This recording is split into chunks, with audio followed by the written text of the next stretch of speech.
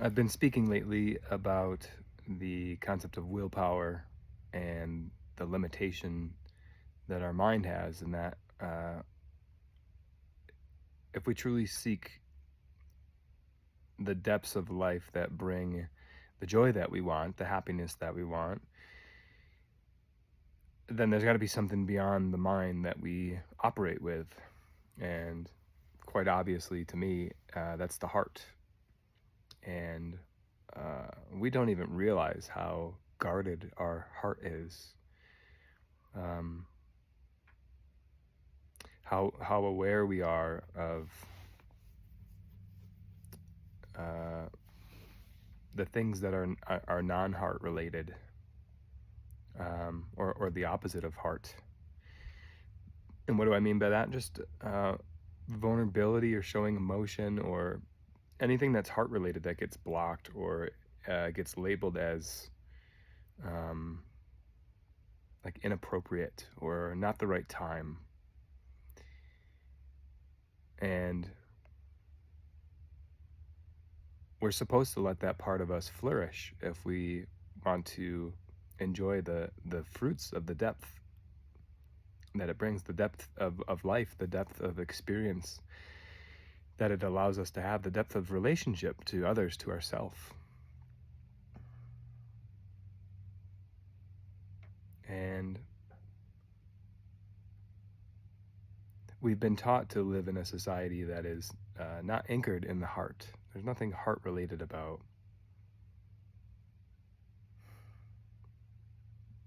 a lot of things. I'm just running through them in my mind, but you know, the systems that have been created that we've grown accustomed to, that we really don't have any other options for, are not anchored in the heart. The source of their inspiration, of their creation, was not from the heart. And I'm thinking of many different systems, and it seems it's almost obvious that you can draw a line away from the heart and towards money. So we're not supposed to throw money all the way out, though, because money is an agreed, the principle of money is an agreed currency, an agreed exchange for something that is desired. So the functionality of it is not inherently bad, but it is the intention behind the creation of the whole system itself and how the system is used that turns people off and makes them desire an alternative. And there is no alternative, but I suppose there is, right? There are a little, maybe not in the mainstream or the collective. Now we're beginning to move away from alternative or towards alternative forms of currency or exchange. But that's because there's a love exchange currency that is upon us, that is just dawning. And it's quite clear that there's going to be an exit from the old system. So the essence of the old system is trying to survive by masking itself in other forms of the same thing. And I'm thinking of things like Apple Pay, for example, right? So it's not, when I think currency, I think cash, but there are many forms of currency, and cash isn't even accepted in some places, a lot of places. Isn't that funny? It's all plastic. It's all cards and electronic. But I want to go deeper into the depths of the heart, and how this is going to be so earth-shatteringly different. Now I think a lot of us have just the way our minds work. We kind of know something's coming and we almost expect for it to happen overnight. And while there are big catalysts that adjust the flow or the perception along the way, it's going to be a very gradual thing until all of a sudden, you're warming up to the potential of these new ideas, and then these new ideas are upon us. And we're embracing them and we're embodying them. So what does a system, a society look like that's based in the heart? I think we're kind of figuring that out. That's not incredibly clear to us. However, we have a deep soul remembrance of what that's felt like in the past, in past lives, in alternate time cycles. There have been heart-based societies, but they have all fallen for one reason or another. It's usually infiltration of malevolent, intentioned forces, beings that see the delicacy of the heart and yearn to expose it. Not expose it. What's the word I'm looking for? To take advantage of it. It's right on the tip of my tongue. I'll get it by the end of the video. But they grasp it, they strangle it, and they make it something different than how it was intended to be used. And I think there can be a perception of weakness that's associated with heart-based societies or currencies or ways of being, but nothing can be further from the truth. Love is the strongest force that exists. We just don't tend to associate love with fighting or killing. And don't misconstrue my words, but the point I want to make is pointing out examples like a heart-based warrior. Is there such a thing? And does that warrior kill? What if, there's all these what if scenarios. What if it came down to saving the love-based society, you have to kill or fend off, these other forces? So what's morally right? What's ethically right? Just thinking about the Prince the other day, a book written by Niccolo Machiavelli, and he's known for just one quote, although he was very wise in understanding the way societies run and how things come to power. And his famous thing that he's attached to is the end justifies the means, which basically means whatever your end goal is, whatever it takes to get there. That's how I interpret it. Whatever it takes to get there. So whatever you got to do justifies, I'm sorry, the other way around. Whatever you really, really want justifies whatever you got to do to get there. But I'm making this point because what I took away from that book, besides that quote, was how important it is, the pathway for somebody to get into power. So if somebody betrays somebody and kills them or whatever, and all of a sudden they're in power, the method by coming to power is going to basically curse that person. They're not going to be able to rule. You can have peace in the society that person would rule, but there are, like, embedded in the structure of whoever his cabinet is or his leaders or his advisors, there's always going to be this thread of betrayal. Thread, not threat, but maybe threat too. But that thread of betrayal doesn't necessarily mean it has to birth other betrayal, but it might birth doubt or distrust. So it's quite different for a loving being to come to power, so to speak, and we don't even know what that would look like, do we?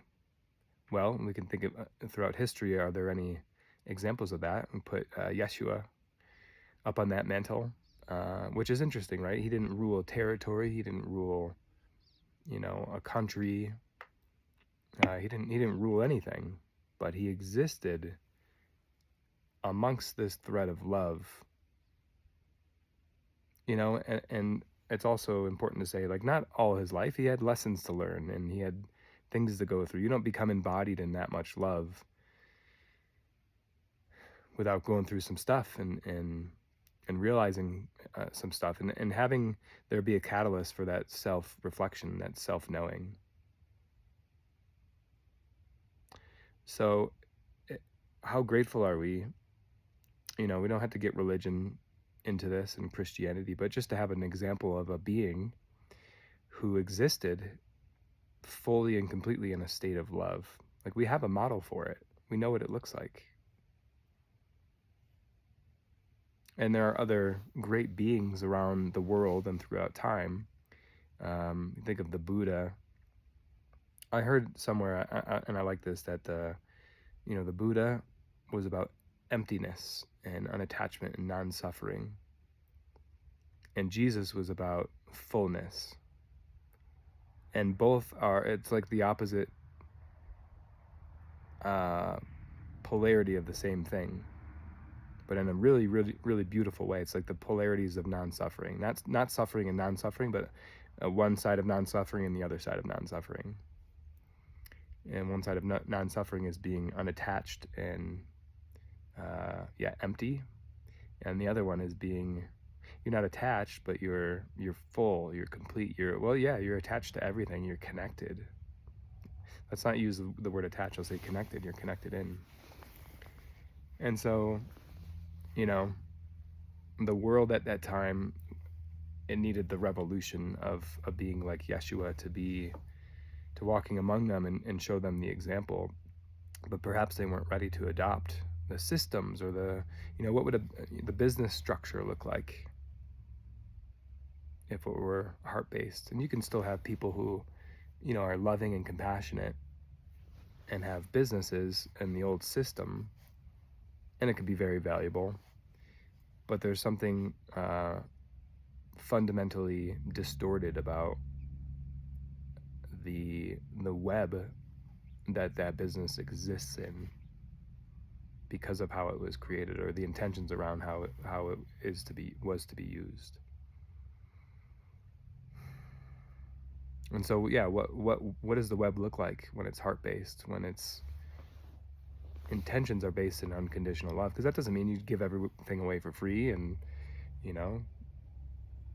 have people just use your gifts or your skills or your abilities or your products or your services.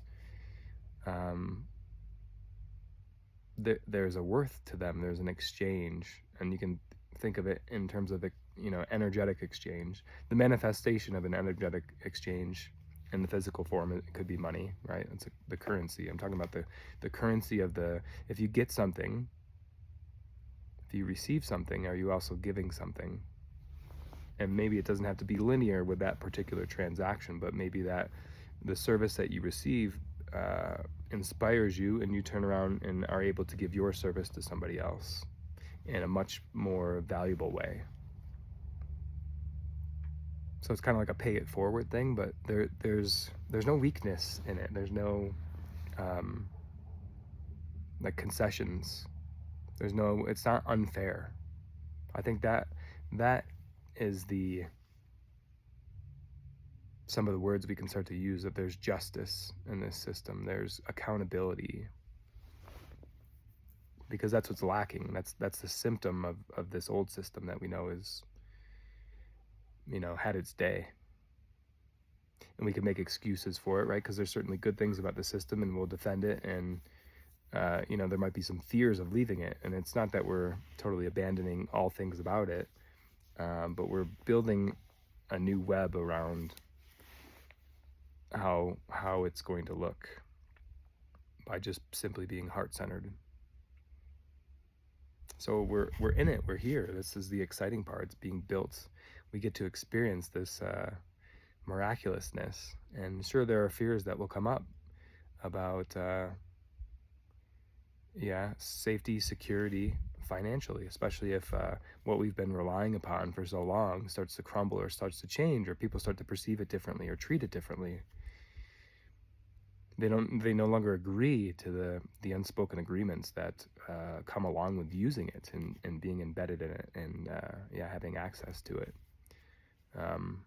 So we're here, right? And there's a bit of the unknown, which is the fun part, which is where God gets to make itself known with the subtle nudges in different directions as this thing starts to come to form. But how exciting. I feel like I need to jump up so I can more properly embody my excitement here. But it's exciting times. So, and what could we do? Maybe we'll leave off with advice or like a tip. Say, don't panic, and just realize that the crumble is upon us, and it's necessary. It needs to happen, and to have faith and trust that uh, what takes its place is already being built. It's already in the process of being ready for when that time comes, and to trust. And the deeper you can go into trust, the more you'll be open to seeing the benefits and the the positive parts of what appears to be really negative as it's happening. So cheers to that. Sip of coffee this morning, and enjoy your day.